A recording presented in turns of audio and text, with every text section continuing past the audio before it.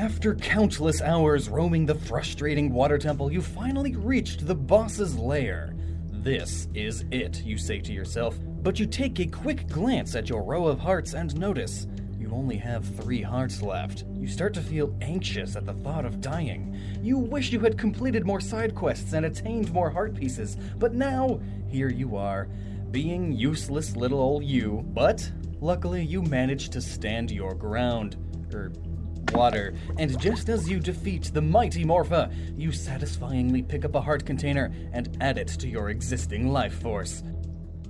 How the heck?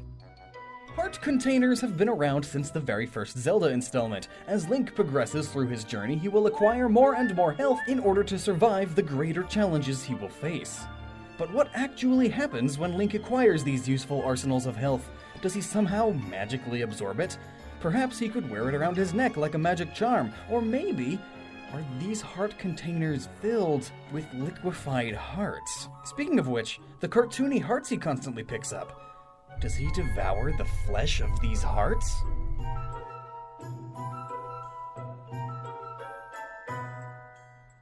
So as mentioned, heart containers have been around since the start of the series. Link will sometimes have to undergo certain side quests or find hidden areas to gain heart pieces, and after finding 4 heart pieces, he will complete 1 heart container.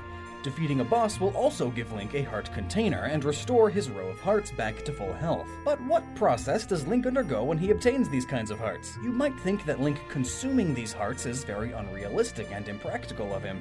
But we're talking about the Zelda series here. I mean, this is a universe with weird characters who seem to praise bottles as some sort of rare relic. There's even Tingle. Tingle! Though curiously, it is a bit unknown if any character other than Link fully understands the use and purpose of these pieces of heart, or even if any other character besides Link even can use these pieces of heart, as very few characters have ever said anything about them, even when handing them out as rewards. In Twilight Princess, when Link catches a piece of heart, Hina will remark, "Whose heart did you catch, you big sweetheart?" And in Skyward Sword, Beetle will sell Link a piece of heart and explain to him that he doesn't actually know what it is, just that he found it somewhere nearby, and apparently it's valuable. Thanks, Beetle. So this makes me curious, because we could perceive these heart pieces as signs of gratitude from certain characters, instead of a character's physical heart organ juices. Are these containers full of juices? Just perfectly centered juices that fill the container perfectly by 1/4? Or is that just a small heart in a big container? At the same time, a monster generally won't be so grateful about you killing it, so it wouldn't drop these hearts for Link because of that. And we also see that all sorts of heart containers are being sold in shops like Beetle's or the Kokiri Forest shop, so this can't be something that's restricted to only emotion.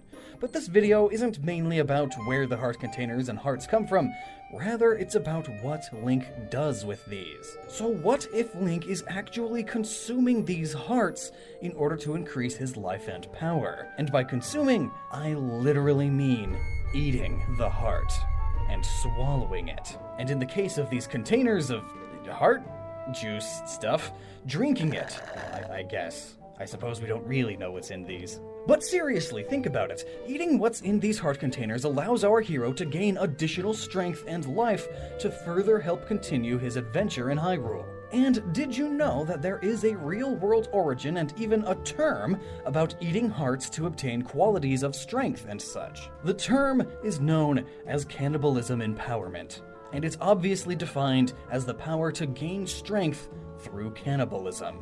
People who practice this ability seem to believe that the user becomes stronger, faster, more durable, and more courageous when eating the flesh of one's own species. Like a human eating another human, possibly even unlocking abilities related to the victim and enhancing their existing powers. But then again, in most cases these hearts in Zelda are the hearts of monsters and goblins, not other humans or Hylians. Though sometimes the humans get turned into the monsters before Link eviscerates them. Though, curiously, in quite a few fantasy worlds, I've heard that, say, orcs eating humans is considered cannibalism. Same with goblins and imps eating humans, as if they all had the same ancestor. And if those are all the case, then humans eating goblins would be considered cannibalism too. They're different races of the same quote-unquote species, sort of. Fantasy worlds mess with definitions all the time. I mean, it's called a fantasy world. Anyway, cannibalism empowerment is actually something that has been practiced for thousands of years, and even just a few hundred years ago on our own Earth. It was common for a few Native American tribes to eat the enemy's hearts and flesh.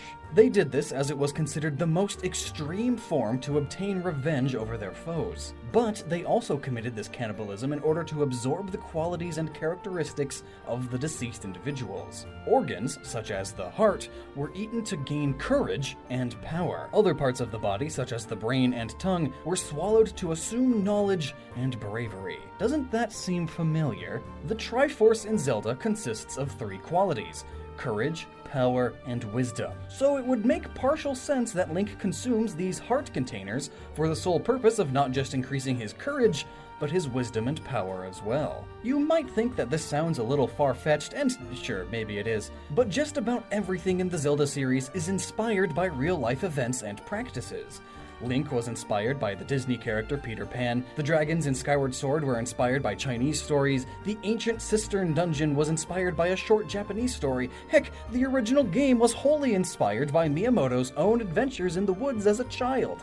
I think you get my point, but we could really talk about these origins and inspirations all day. But this idea of cannibalism empowerment is not just limited to the Zelda series. Just look at some other video game characters. Kirby is well known for his ability to inhale and swallow objects and creatures to gain their abilities. In Dragon Ball Z, Majin Buu gains abilities and even character traits from every being he absorbs. Envision for a moment how cool it would be for Link to eat the heart of King Dodongo and instantly gain all of its abilities. Though, I suppose that would turn into a terrible day when it comes time to drop a load. Maybe he should just stick to bombing some Dodongos then. So now, just imagine Link getting his tunic dirty at the scene of ravaging a boss's heart. It would totally change the way we look at Link's character. And sure, while Link is not necessarily from some sort of Native American tribe, at least the last I checked, the Kakiris aren't Native Americans, he is Hyrule's chosen and greatest warrior to save the day. So he's going to need all of the courage, power, and wisdom he can get in order to defeat Ganon.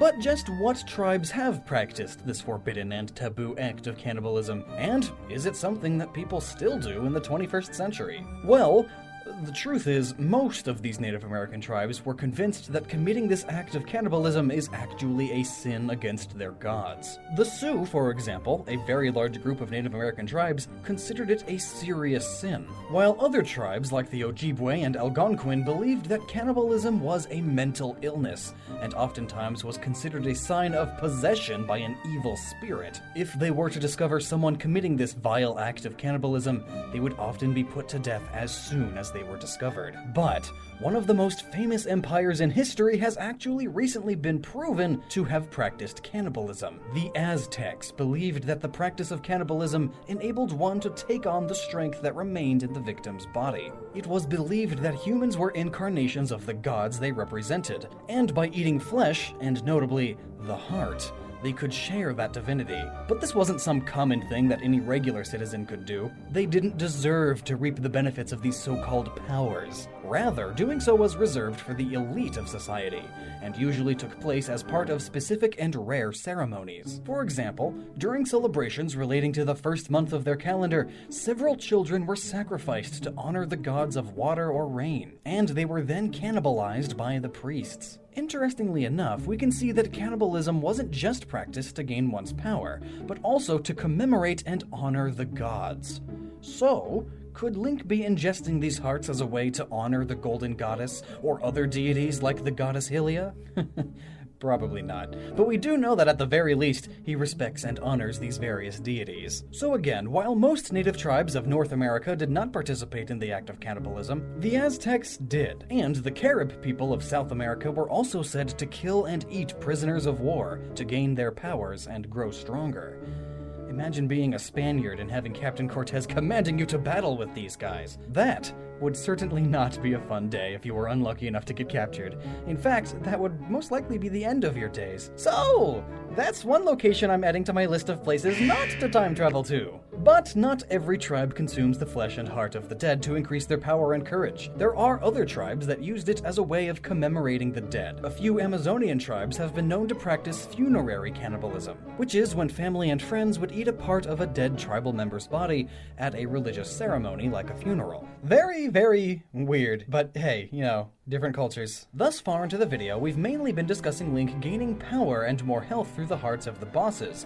But what about the hearts of minor enemies in the game, such as the Boklins, Moblins, and Octoroks? Octoroks. While these minor enemies in the game do drop hearts, they don't give Link a new heart container. Rather, they just refill his health. So why does that seem to be the case? Well, it could be that not all hearts are created equal. These normal enemies we face are very easy to defeat, and thus do not provide Link with much power to gain. So of course, the reward that we receive for defeating a boss is clearly much larger, as it provides Link with more experience and a huge jar of heart to consume. An easy enemy equals normal hearts. A hard boss equals a heart container. This also applies with mini-bosses. Since mini-bosses have a greater range of difficulty, Link receives a greater reward, usually an item. So clearly, again, the more powerful an enemy is, the higher the probability is of their heart, either physically or spiritually, being special or supernatural, allowing Link to eat their heart and gain more power. And while of course you could argue that Link isn't eating the hearts of humans or Hyliids or humanoids at all, eating the heart out of a freshly killed animal is also a tradition among some Native Americans. By doing so, various tribes believed that they could receive all of the qualities of the animal: bravery, strength, and agility, or at the very least, respect for the animal's life. They would practice this mainly with animals like buffalo and deer, and this tradition is still in place today among some groups of hunters, eating the heart or drinking the blood of your first kill.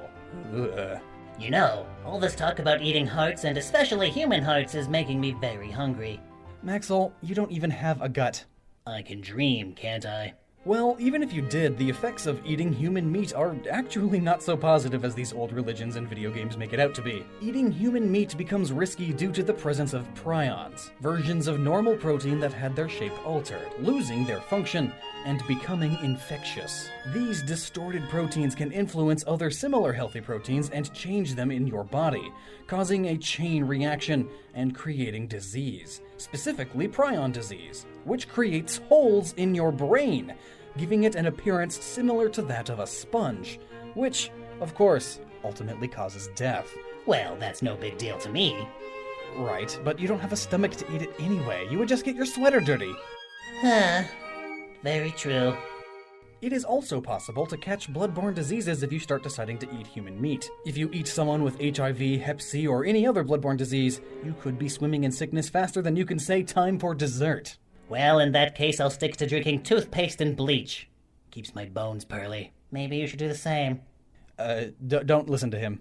But then again, we're talking about a video game series here, and though in our world there's not much real power to be gained by doing such things, the Zelda world has vastly different norms and rules compared to ours. Mainly, adding in magic. Maybe consuming hearts really is the way to gain power. I mean, clearly that's what's actually happening. So the next time you defeat a boss and collect a heart container, just know that Link is going to be in for one salty treat. Tastes like copper. Ew. So, until next time, please remember to never stop using your noggin.